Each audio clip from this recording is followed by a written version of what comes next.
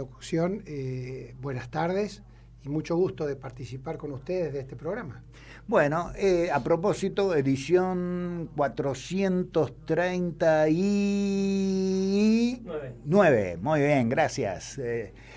Me alteró el fin de semana pasado. Veníamos sabíamos que los viernes completamos múltiplo de 5, pero claro, el feriado de la semana anterior nos ha complicado.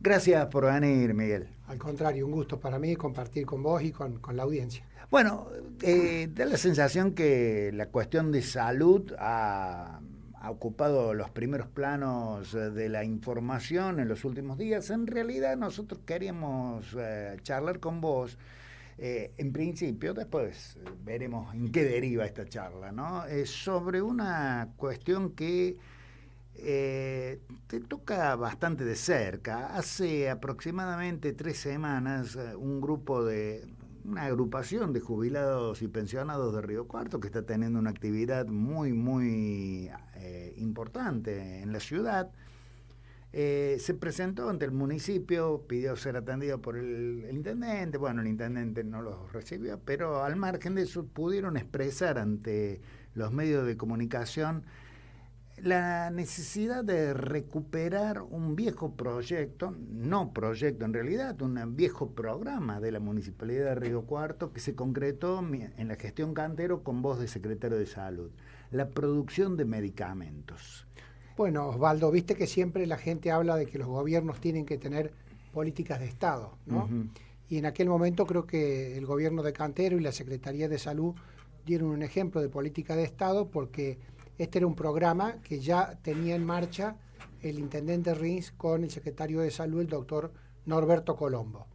Cuando nosotros asumimos en el municipio, el laboratorio de producción de medicamentos tenía unas 30 o 40 fórmulas farmacéuticas, uh-huh, y abastecía más o menos a 15, 16 municipios de la región. Uh-huh. Cuando asumimos con el ingeniero Cantero, evaluamos bien cómo estaban las cosas.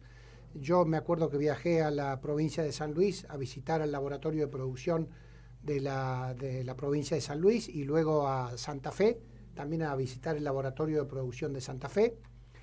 Y la verdad que en la crisis del 2001, que es una crisis similar a esta, quizás esta sea peor, el laboratorio de producción de medicamentos se multiplicaron por 20 o por 30 las fórmulas que se estaban produciendo, y pasamos de abastecer a 16, 17 municipios a 70 municipios de la región. Uh-huh. Llegamos por el norte a Villa General Belgrano, por el sur hasta Huinca, Renancó, por el oeste, te diría yo, a Zampacho, Moldes, Suco, Chaján, Berrotarán, teníamos Bulnes, Moldes, bueno, una zona de, ya te digo, 70 municipios, y además le proveíamos a los 15 o 16 dispensarios de la ciudad, más el hospital central en aquella época, que estaba en el viejo predio del barrio Las Ferias.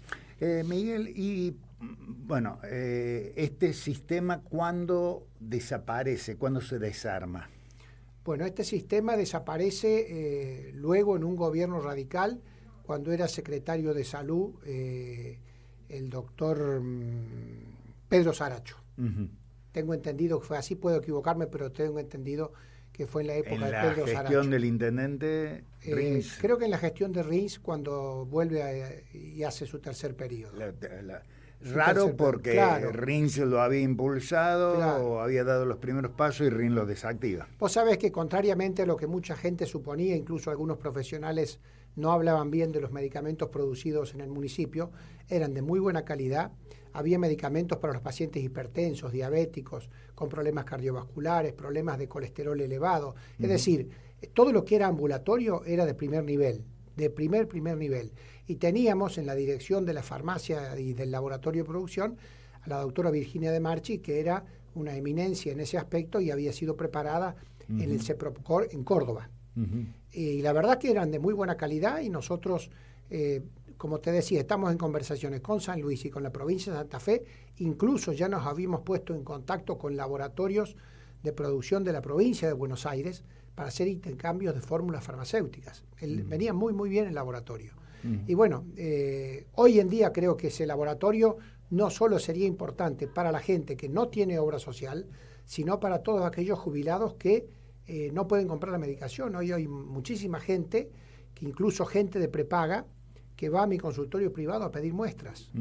Gente que manda mensajitos diciendo, doctor, de estos 4 que estoy tomando, ¿podrá conseguirme usted 2 porque no lo puedo comprar? Es decir, es una crisis. Creo yo que en materia de salud estamos en una crisis terminal. ¿Se podría hoy empezar de cero con un laboratorio de esa naturaleza o el escenario es distinto? Hoy los laboratorios tienen más peso y por ahí no quieren que el Estado produzca este tipo de medicamentos. Yo creo que son cuestiones de decisiones políticas.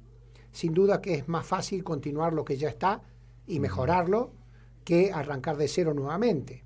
Quizás hoy ya toda la maquinaria que había para trabajar en aquella época pasaron 20 años, a lo mejor ya no sirve, ni siquiera sé si estarán en el municipio. Pero sin duda que si hubiese una decisión política en esa dirección, creo que sería muy bien tomada.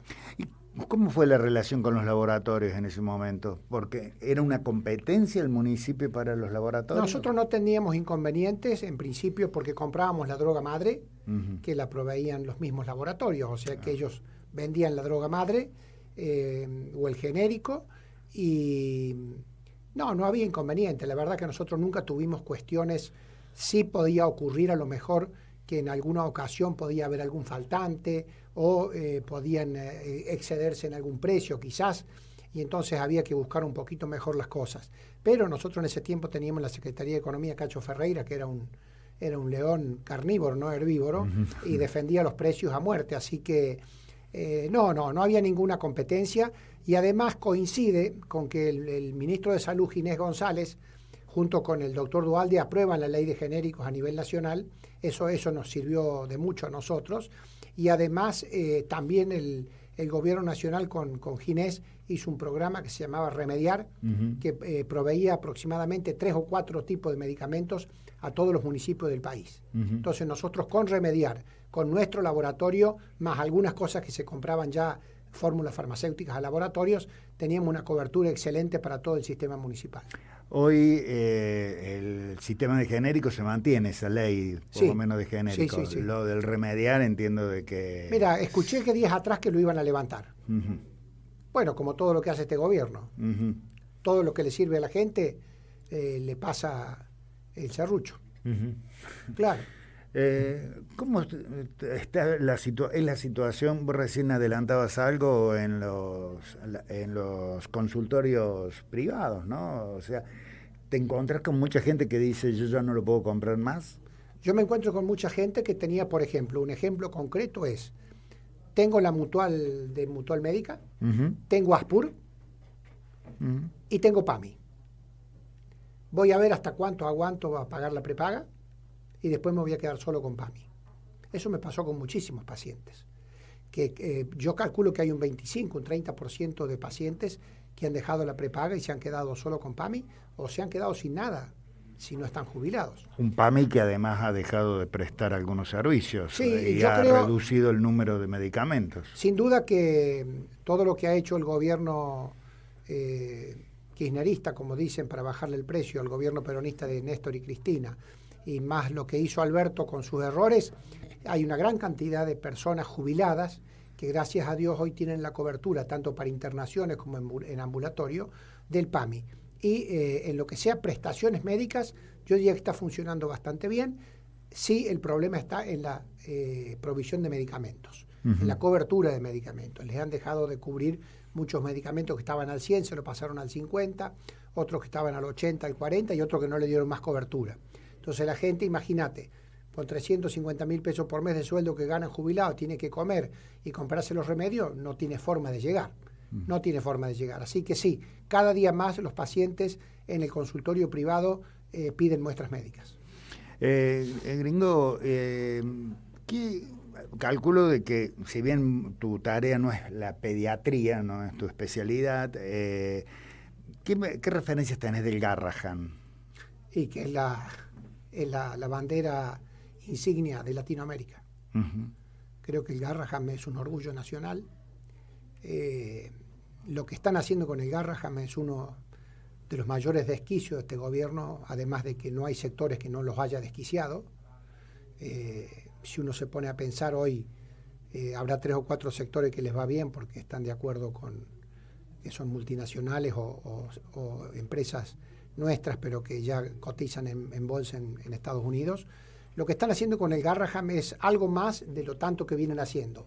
Destruyen el Garrahan, le pegan a los jubilados, no hay remedios para la gente, maltratan a los discapacitados, es decir, y después vos te enterás, como nos estamos enterando estos días, de que hay una red de corrupción que es, parecería que hiciera 50 años que trabajan en el Estado, pero hace solamente 1 año y 8 o 9 meses y están haciendo un desastre de que creo yo que todavía estamos en los comienzos de lo que se va a descubrir, ¿no? Están en el gobierno todavía. Por supuesto, claro. Yo escuchaba el otro día a algunos economistas que no son ni peronistas, ni son gente independiente, que solamente habla respecto a su profesión. Otro el caso de Maslatón, que fue una persona que fue concejal de la época de Milei, cuando Milei arrancaba, y bueno, ellos dicen que la deuda externa argentina ha crecido en $150.000 en 16, 17 meses. 150.000 millones de dólares, más lo que ha crecido la deuda en pesos. Entonces vos decís, están entregando todo. No sé qué le habrán dado a Estados Unidos en el sur, allá en la zona de Ushuaia y compañía, pero yo creo que si se mantienen en el gobierno, que no sé cómo irá a seguir esto, van a entregar todo lo que puedan, como ha hecho siempre la derecha en Argentina. Es decir, uno por ahí se tiene que preguntar por qué Macri capituló con Milei habiendo sido presidente de la nación. Y yo creo que Macri capituló con Milei para mantener sus negocios y para seguir manejando la justicia. Es decir, acá no queda ninguna duda que la justicia sigue manejada por Macri. Y bueno, y hoy Milei, yo creo que es un títere de los poderes económicos, tratará de llenarse todo lo que pueda y después vaya a saber dónde termina. ¿Fuiste director del hospital? ¿Seguís trabajando allí? No, me jubilé. Ya te jubilaste. Me jubilé, sí. ¿Cómo lo ves hoy el hospital? Bueno, el hospital, en lo que respecta a lo que yo conozco, que es la parte de cardiología y hemodinamia, funciona muy bien. Sin ninguna duda que todo lo que la nación le está debiendo a la provincia va a repercutir a nivel de la salud, va a repercutir a nivel de la educación, a nivel de lo que son las rutas, en todos los niveles. Es decir, hoy creo que el hospital, yo no conozco que tenga faltantes importantes, es probable que sí, pero en el área de cardiología y hemodinamia, que es donde yo conozco y me manejaba, está funcionando muy bien. Hoy entra un paciente con un infarto a la sala de cateterismo y tiene su cateterismo, su stent de muy buen nivel. Digamos, los stents que se ponen en el hospital son los mismos que se ponen en la parte privada, son los de última generación, pero claro, esa es una porción muy chiquita del hospital. No sé cómo estarán los otros servicios ni cómo estará la Guardia Central. El área de pediatría estaba en condiciones de receptar todos los partos de la maternidad Cowell, que vos supieras. Sí, no, la verdad que no sé ni siquiera cómo está funcionando eso. En una oportunidad me hablaron de otro medio y yo dije que me parecía que era importante que la maternidad siguiera con sus partos y siguiera adelante y que todo lo que había que hacer era mejorarla. Incluso era una forma de disminuir la asistencia de gente al hospital. Sí, dos momentos. Cuando vos fuiste secretario de salud y además cuando fuiste candidato a intendente no había quejas de la maternidad, ¿no? La maternidad siempre fue un pequeño sistema de salud municipal que funcionaba muy bien. La gente que tuvo sus bebés ahí aprecia muchísimo la maternidad.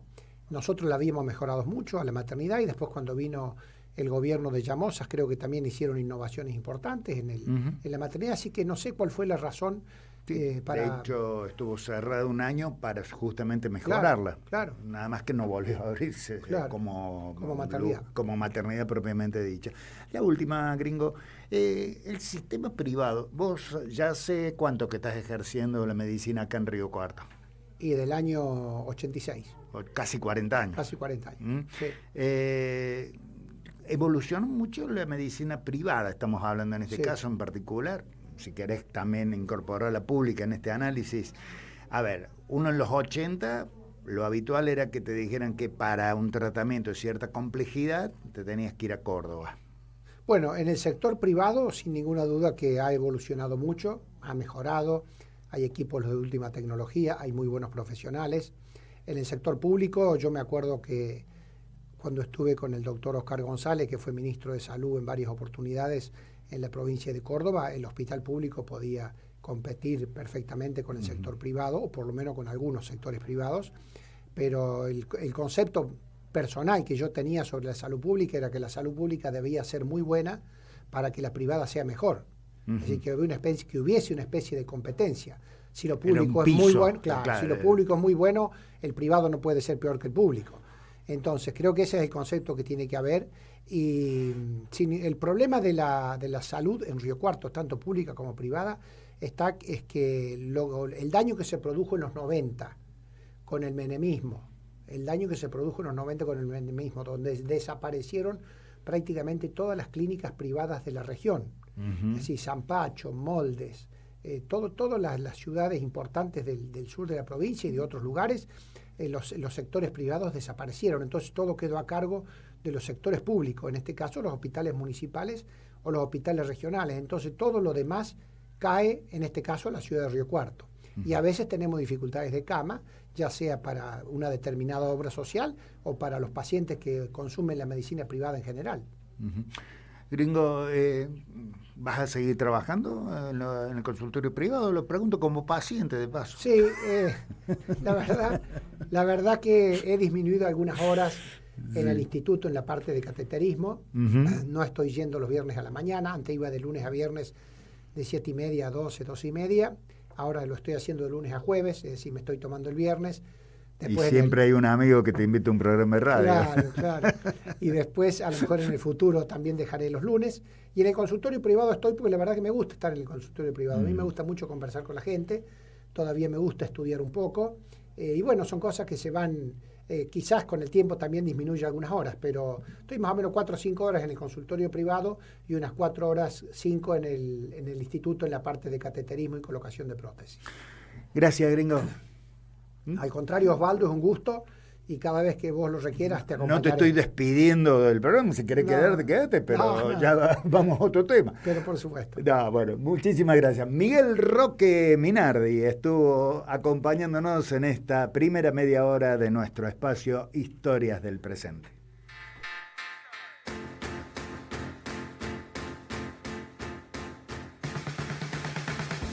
Estás escuchando a